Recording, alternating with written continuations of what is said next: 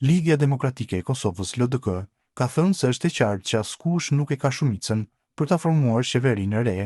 Komunikata e plotë e LDK-s, Ligia Demokratike e Kosovës vlerëson se është bërë qartë asgjëdukshme për opinionin publik dhe për të gjitha subjektet parlamentare se asnjë parti politike nuk e zotëron shumicën e nevojshme parlamentare për të formuar qeverinë e re. Në këtë rrethana, shtyrjet procedurale dhe interpretimet e stisura vetëm sa thellojnë pasigurinë politike dhe dëmtojnë besimin e qytetarëve në institucionet e Republikës.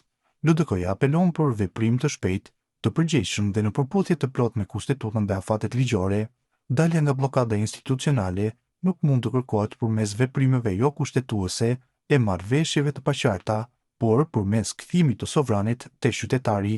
Zgjedhjet e reja tashmë janë të domosdoshme. LDK konfirmon përkushtimin e saj të palëkundur ndaj rendit kushtetues, integritetit të procesit demokratik dhe rrugës euroatlantike të Kosovës.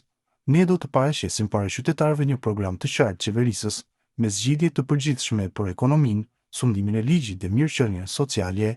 Vendi që duhet legjitimitet i ri dhe institucione që burojnë nga vullneti i lirë i qytetarëve, jo zvarritje, jo pazare dhe as improvizime.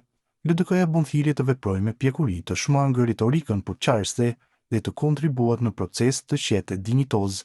Mandati për qeverisje u takon qytetarëve, le ta thonë fjalën e tyre në zgjedhje të lira dhe të drejta, thuhet në këtë reagim të LDK-s pas propozimit të Albin Kurtit të Glauk Konjufcës si kryeministër të ri të vendit.